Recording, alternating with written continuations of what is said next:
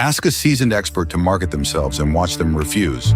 Ask that same person to teach what they know and watch them talk for an hour. Same action, a different word, and the word decides everything. One man built a career on why that gap exists.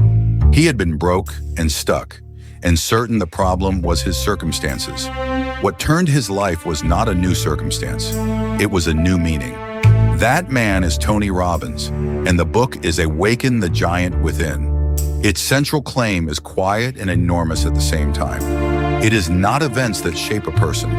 It is the meaning attached to them, and meaning is far more changeable than it feels. Robbins begins where he says a life is actually decided, not in your conditions, in your moments of decision. The same event lands on two people and sends them opposite directions. The difference was never the event. It was the decision each one made about it. And in any moment, he says, you are making three decisions at once. What will you focus on? What does it mean? And what will you do? Most people make all three on autopilot and call the result their personality. Change any one of them on purpose, and the whole moment changes. Underneath those three sits a single force. Everything a person does is a move toward pleasure or away from pain. That much is not new. Here is the part that is. What gets filed under pleasure and what gets filed under pain is mostly learned. It is not fixed, and it is not always accurate. Two people face the very same task. One feels dread, the other feels a pull. Nothing in the task changed, only what it was linked to. Just change the link and the behavior follows, often faster than anyone expects. Most people are run by pain and pleasure their whole lives. Robbins wants you holding the controls instead. And he does not stop at the insight, which is where most books quit. He argues that understanding a pattern almost never changes it. Conditioning does. So he lays out how a pattern actually gets rewired. First, get leverage. Make staying the same hurt more than changing. As long as the old way is comfortable enough, no one moves. Then interrupt the pattern. The way a needle gets knocked off a scratched record. The old loop only runs if nothing breaks it. Then give the same need a new and better way to be met. You cannot just delete a behavior. You have to replace what it was doing for you, and then repeat the new path until it becomes the automatic one. Insight is the map. Conditioning is the road actually being walked. Then Robbins puts unusual weight on language. The words you use for your own experience are not neutral labels. They are instructions, and the body obeys them. Call yourself furious, and you get one state with one set of options. Call the very same moment annoyed, and you get another. Different word, different body, different next move. Lower the heat of the word, and you lower the heat of the moment. Raise it on purpose, and you can raise your own energy when you need it. He calls this changing the vocabulary you live inside. Then he adds the power of questions. The mind answers whatever it is handed, so the question sets the search. Ask why this always happens to you, and it will hunt for reasons and bring them back. Ask what is good here and how it can be used, and it goes looking for that instead. Same mind, different orders. The quality of a life tends to follow the quality of the questions repeated inside it. Under the questions sit beliefs. A belief in his account is just a feeling of certainty about what something means. Most were never chosen.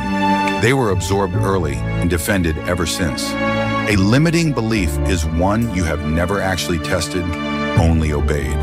And a single wide belief, I am simply not a natural at this, can quietly run a whole life. Robbins says find the ones you are standing on and check whether they hold. Which brings him to standards. You do not get what you want, he says. You get what you will tolerate. Real change tends to arrive the moment a should finally becomes a must. Raise the floor, and the outcome rises to meet it. Not more wanting, a higher line for what you will accept. That is the book in its bones.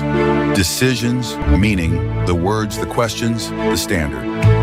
Now hold all of it up against the most expensive word a skilled person owns. Self-promotion. Almost every seasoned professional hits the same wall, and it is never a skills wall. They can teach. They can explain. They have done it for decades. What stops them is the moment the work asks them to say that it exists.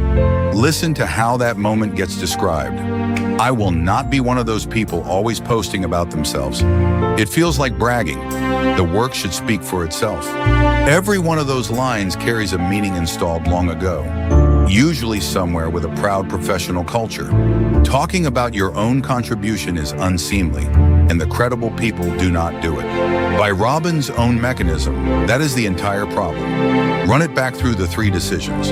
You focused on the bragging. You decided it meant showing off, so you chose silence. You linked a necessary action to real pain, a violation of a code you respect. So of course you avoid it. You are not short on discipline. You are refusing a thing you have defined as distasteful. The move is not to force yourself past it, it is to change the meaning, because the meaning is where the pain was. You are not promoting yourself. You are telling one specific person, stuck right now, that a way through exists, and that you happen to know it. That is not bragging. It is what anyone does for a person struggling with a task they have mastered. In that framing, staying silent is the rude thing. And notice, the action itself never actually changes. A post naming the mistake you keep watching people make. A note describing what you learned the hard way. A conversation where you say plainly, this part I can help with. The only thing that moved is the folder you filed it under. Advertising myself, or teaching what I know to someone who needs it. This is the vocabulary point, aimed straight at the wall. Stop calling it selling. Call it teaching, which is the truer word. And watch the dread quietly turn into a pull. Test it against your own record. You have explained your field before, unpaid and unasked, to someone who was simply curious. That was not self-promotion. And nothing about the act changes when the person listening is a stranger who might one day pay you. Then raise the standard too, the way Robbins would. If you genuinely believe what you know would help people, silence is not modesty. It is a giant left asleep. So the problem was never marketing. You took a necessary act and filed it under a word you find distasteful. Change the word, and you change what you are willing to do. Call it teaching, which is what it honestly is.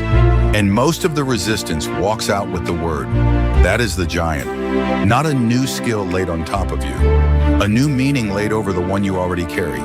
If ideas like this are worth your time, there is more where this came from. Subscribe, like, and leave a comment with the book you want next.